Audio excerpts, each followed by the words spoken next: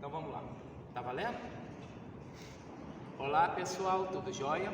Estou aqui com o Lucas Rangel, responsável, pode falar? Responsável? Pelo Círculo Cronos, né? Pelo Círculo Cronos. E a gente meio que já começou a conversa, ia ser uma pergunta fora do vídeo, mas aí eu vi que é interessante realmente ela ir para o vídeo, que a pergunta é a realidade, né, de quem ainda está estudando, das crianças e adolescentes, porque acho que isso cabe aos adolescentes também, e como o Lucas passou por isso, ele agora vai falar um pouquinho de como foi a experiência dele, né, e vai falar da lei que tem, os detalhes.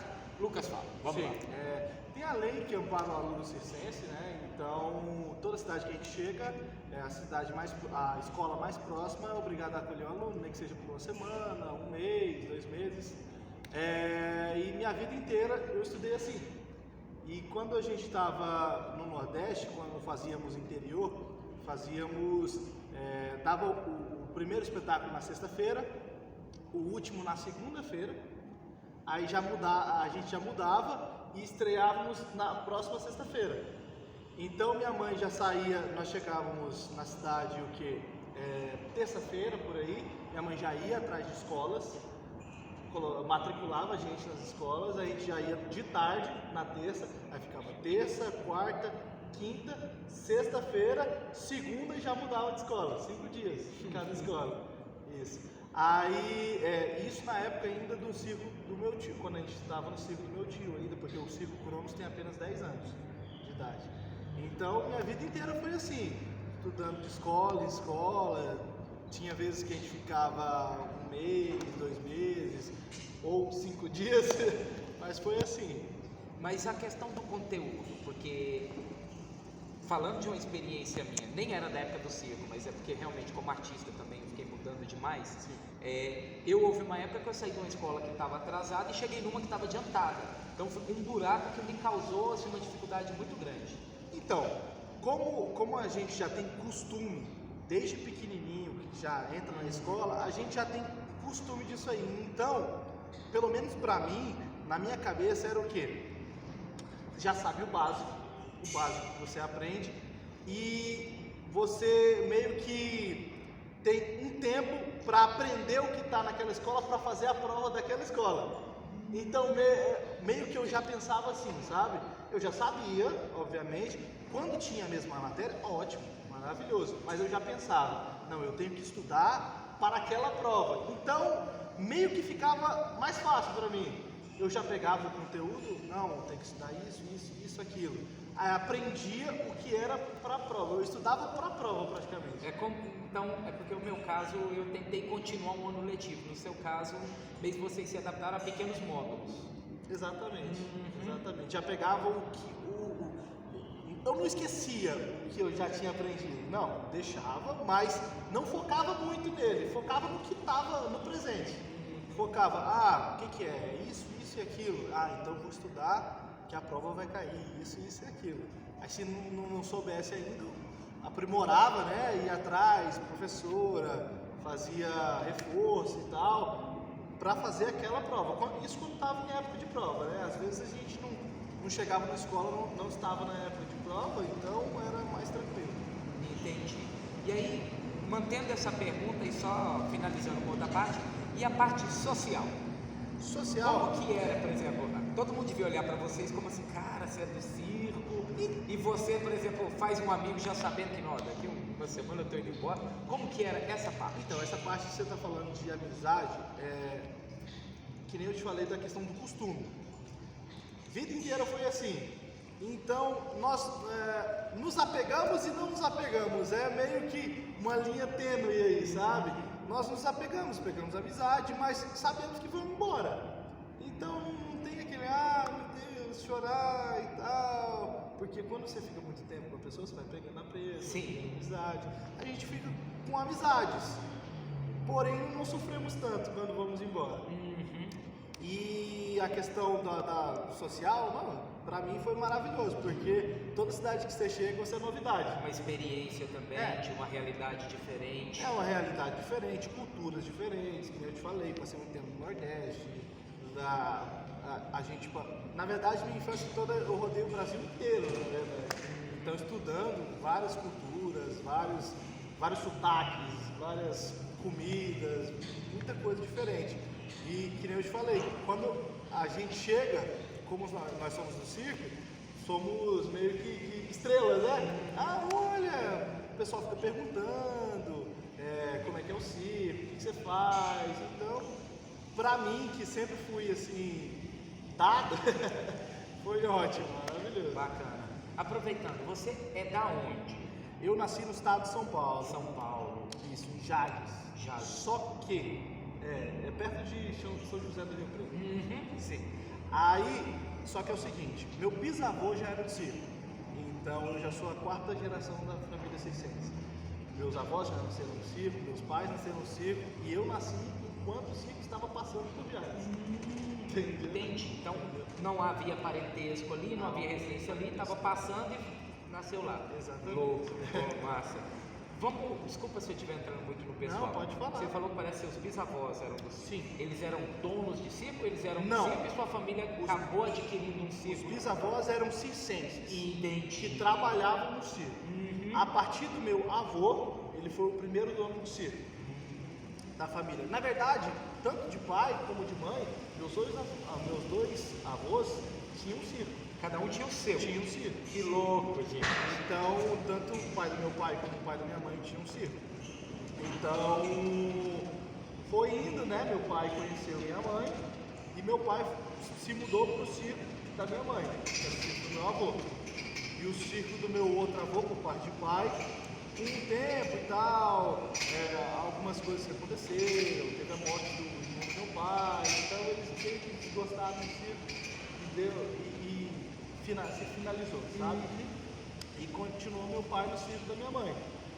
E o circo passou pro meu tio e nós ficamos, até que meu pai decidiu sair com o circo dele, que é o Cronos, que tem 10 anos. E estamos aí desde então. Certo. Então agora eu vou aproveitar. Pode perguntar o que você quiser. Você já falou um pouco, mas tem essa pergunta. O que você achar pertinente que ainda não foi tocado, vamos lá.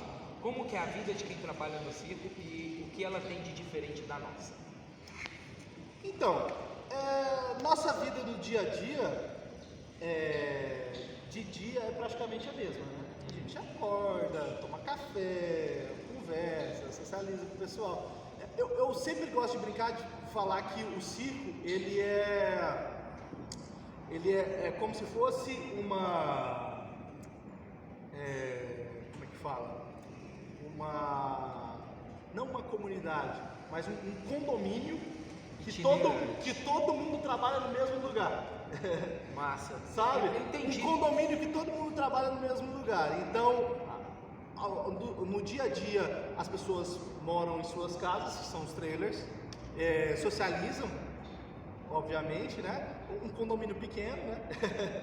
Todo mundo conhece todo mundo, mas de noite, quando se acendem as luzes, abrem as cortinas, todo mundo trabalha no mesmo lugar. Bacana. Não, acho que já deu pra dar uma saciada.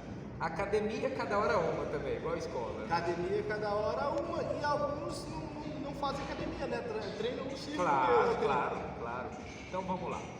Qual número vocês acham que o público mais gosta ou que mais chama atenção? Que retorno vocês têm?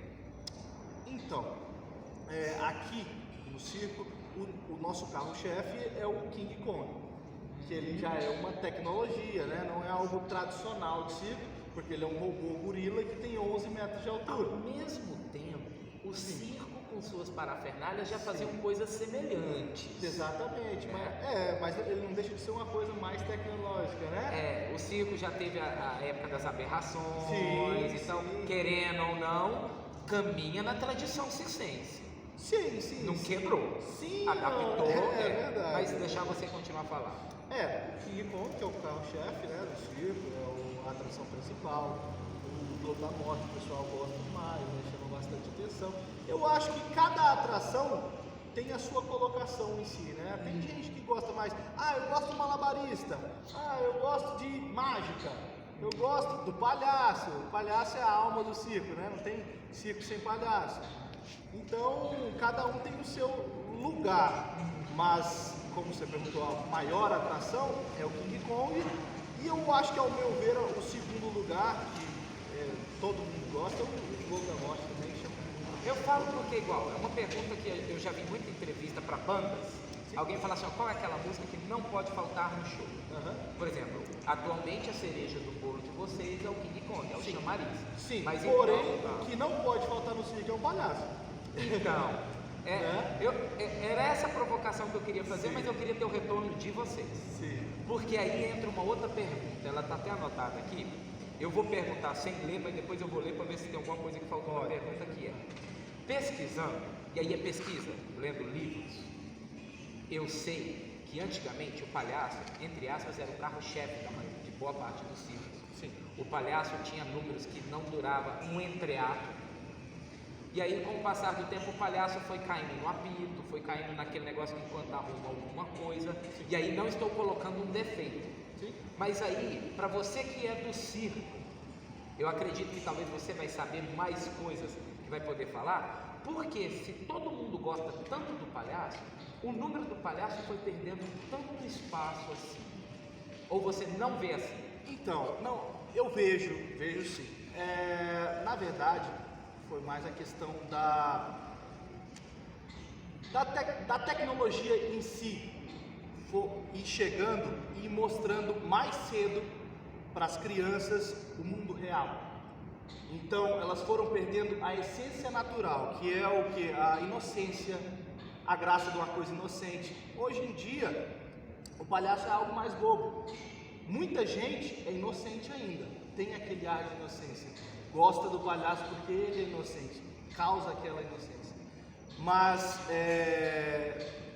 tem outros que vêm demonstrar a inocência algo como: ah não, eu não sou besta, eu não sou idiota, ficar rindo disso aí, pra que eu vou rir disso aí? Eu não sou besta. Mas só que ela tem medo de expor que ela tá rindo, com medo do lado falar que: ah não, você é besta, tá rindo disso aí? Eu acho que ele foi perdendo a essência por causa disso. Mas mesmo assim o palhaço não deixa de ser a alma do circo. O circo sem palhaço não é circo. Né? Não, eu entendi o que você falou. Até o próprio Circo du Soleil, que muitos espetáculos não tem palhaço, mas tem. Sempre tem o cômico. Sim. Sempre tem o cômico.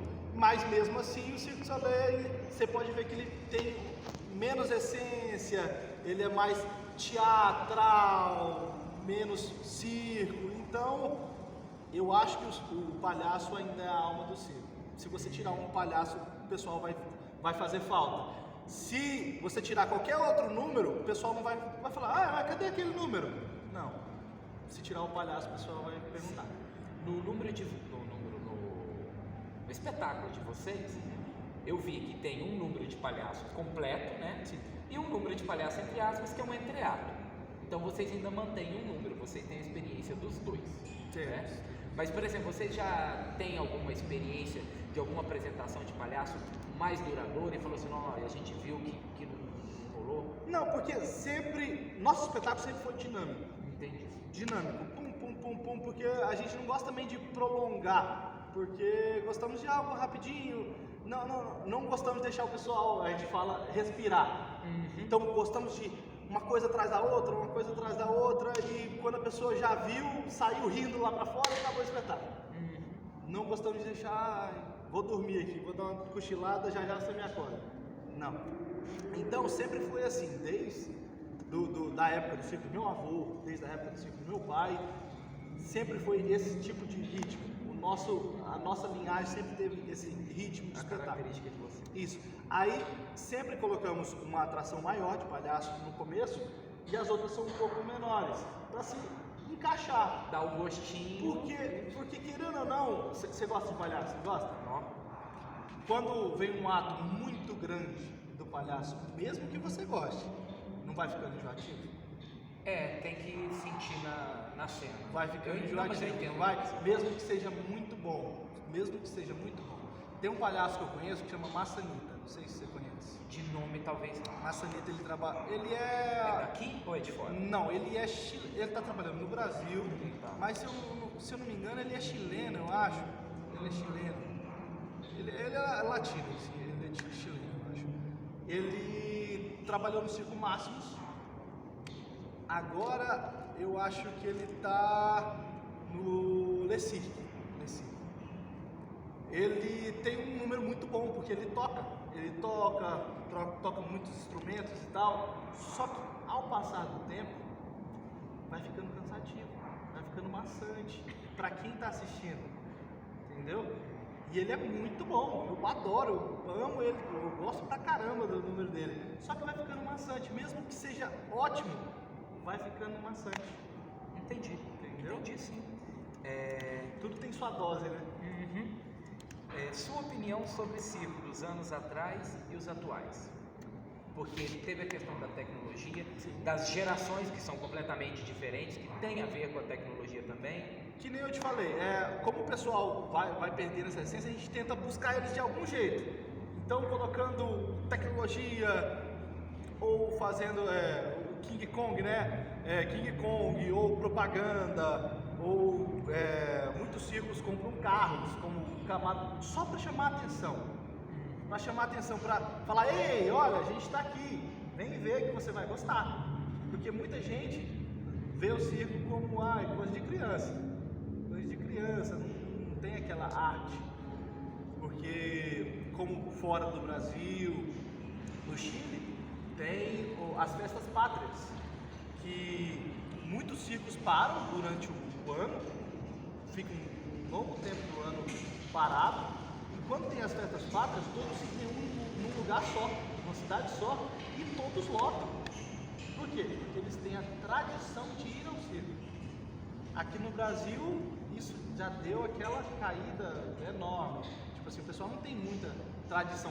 Não vou dizer que não, todo mundo. Alguns têm. Tem muita gente que vem ali tirar foto comigo e fala, nossa, eu tenho a tradição de ir ao circo, eu trago meus filhos ao circo, meus pais me levavam ao circo. Então eu não quero deixar isso sumir. Mas dizer que o Brasil é um circo que apoia a cultura circense é uma mentira. Não tem a tradição de ir ao circo, né? Então é isso. Certo. Acho que tá acabando, peraí. Não, pode falar. Sim. Que horas são? Dá pra ficar indo umas 3 horas aí. 2h40 agora. O espetáculo é só 8h30. Vamos falar até umas 8h30 da noite. Sobre o repertório circense, como que vocês pesquisam e registram para a posterioridade? Porque igual, eu sei que tem um site na internet, que eu até tenho salvo, confesso que eu acessei ele pouco, é aquela coisa que você fala, não, um dia eu quero sentar aqui e ver, não lembro o nome do site agora de cabeça, acho que é Circo alguma coisa, tem um livro, acho que o falou assim, que tem algumas gags de circo, e parte do repertório que eu conheço foi de artistas circenses que eu tive contato e me ensinaram. Igual quando eu falei para você, por exemplo, da Paixão Borrada, eu aprendi com uma outra pessoa. Então, não é o tipo de coisa que a biblioteca se encontra. Sim, então, é algo mais natural. A gente não pesquisa, é algo mais natural que passa de pai para filho. Por exemplo, se você procurar aí no YouTube, você colocar Palhaço Abobrinha Circo Europeu, você vai me ver com tipo 6 anos de idade, fazendo entrada com meu pai. A gente chama de entrada, essas que são faladas. Então, eram coisas que eram brincadeiras que a gente fazia. Por exemplo, na mudança, quando a gente muda o circo, a gente fica um tempo sem luz. Ou paramos na estrada e ficamos em posto para dar o outro dia para a gente viajar de novo, quando são longas as viagens. A gente ficava na estrada e deitávamos, né? Geralmente, quando os filhos não ficam junto com os pais na cama, as camas são perto, são os beliches perto, porque os trailers são pequenos. Então a gente fica meio que interagindo, e as brincadeiras dos pais circenses com os filhos são, assim, pelo menos para mim, são fazer essas entradas com os filhos. Então a gente ficava deitado e ficava falando, por exemplo,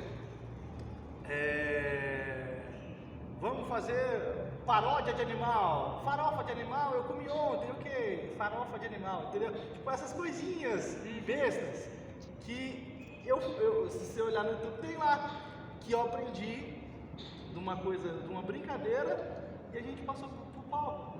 Então é algo mais natural, passa de pai para filho e tal. Então é isso. É porque eu preocupo com o sumir. Sim. Nem é questão de ter acesso para falar, queria ver, para fazer, não. Mas eu para me preocupo com o sumir. Mas pode ficar tranquilo, ele não some não. Tomara. Por mais que eu não saiba, se alguém está fazendo e um dia passa aqui eu vejo, para mim tá ótimo. Questão de sketch, de gag que você fala, meu avô, ele chamava Lambari. Ele era um humorista muito famoso que tinha no estado de São Paulo. Ele era humorista caipira. Então, essa maioria dessas piadas em si, ele fez essas entradas. Tanto até que ele criou, não sei se você conhece o Táxi Maluco. De nome não. Táxi Maluco é uma entrada que entra com um carrinho e ele sai desmontando todo. Ah, sim. Sim? Eu lembro de quando era pequeno e num circo, mas sabe quando você é muito pequeno? Você lembra do acontecimento, mas não lembra? Eu acho que eu já vi pessoalmente, mas eu era muito pequeno. Meu avô que criou isso aí no Brasil. Mas eu vi naquele circo lá de Portugal que a gente estava comentando naquele dia. Tem um, só que não é de desmontar para valer, mas tem um. Aqui no Brasil foi meu avô que criou. Meu avô que fez o projeto, desenvolveu o projeto, fez o carro cair a porta, jogar água, abrir no meio. Não existia aqui no Brasil. Meu avô que fez isso aí. Massa. E tanto até que tem ele era bem conhecido no estado de São Paulo, na cidade de... Nossa, como é a cidade? Esqueci a cidade, mas tem uma praça lá com o nome Praça Lambari. Só que nem você está falando da questão do esquecimento, né? Eu tava até querendo ir atrás disso pra ver como é que tá lá, essas coisas. É Itajaí. Itajaí? Itajaí, São Paulo? Eu acho que é Itajaí, alguma coisa assim. Tem a praça, né? Lambari. E eu queria ver, porque se você bota na internet, não tem nada remetendo. Só que o prefeito era amigo dele e colocou o nome da praça como Lambari por causa dele, porque o circo armava muito naquela praça. Então ele fez a praça lá e colocou Praça Lambari. Entendi. Eu estou lutando com a prefeitura para fazer uma praça de frente à minha casa, que tem um terreno que é da prefeitura. E aí eu já coloquei lá na petição para colocar o nome de Humberto Futrica, que era aquele palhaço que eu comentei, que é da, não sei se é 14ª geração, agora não lembro mais. Agora vamos para uma parte técnica. Eu lembro uma vez que o Circo Zani veio aqui para Uberlândia e eles nos deram uma oficina de montar lona. Eu até brinquei com o Fernando Sampaio anos depois, que eu falei assim, eu acho que essa oficina vocês aplicaram só para ter uns bobos ajudando vocês. Só que isso foi anos atrás. Como que é levantar a lona hoje em dia? Tá mais tranquilo? Tá, hoje em dia, que nem... Só corrente, né?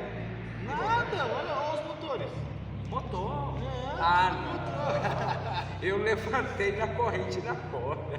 Tudo motor hoje em dia, tudo. As torres levantam nos motores, a lona se levanta. Assim, só a questão de abrir ela que é manual, porque a gente abre ela, mas só segurando, os motores sobem os bicos. Uma mata, hoje em dia tá simplão, hoje tá fácil demais. Bacana. Lucas, se eu não me engano, vou só confirmar. Mas a gente já passou por muita coisa. Eu fiz uma oficina, então eu não sabia. Foi luta? Não, e foi num sol. Sim, não. Graças a Deus, hoje, eu posso te falar que hoje tá tranquilo, mas não foi sempre assim, não. Sim. A gente já passou por muita coisa, tem que levantar na mão, bater. As estacas aqui hoje em dia estão. Aqui nesse terreno foram na mão, porque a máquina não deu conta, que era muito duro aqui. Aqui foi terrível, porque o chão é bem duro aqui. Os carros estão até hoje. Então, assim, o que eu queria perguntar e os que me recomendaram falar com você, eu coloquei. Tem alguma coisa que você acha interessante que talvez eu não toquei no assunto? Da vida do circo, ou até mesmo, sei lá, alguma coisa que você acha interessante que possa ficar de registro? Não, acho que você falou quase tudo não, né? Mas você tocou nos pontos bem específicos, bem bons. Bacana. Mas se você quiser perguntar mais alguma coisa? É uma última coisa Você assistiu o filme O Palhaço do Selton Mello? Assisti. Sua opinião? Ótimo, maravilhoso. Meu pai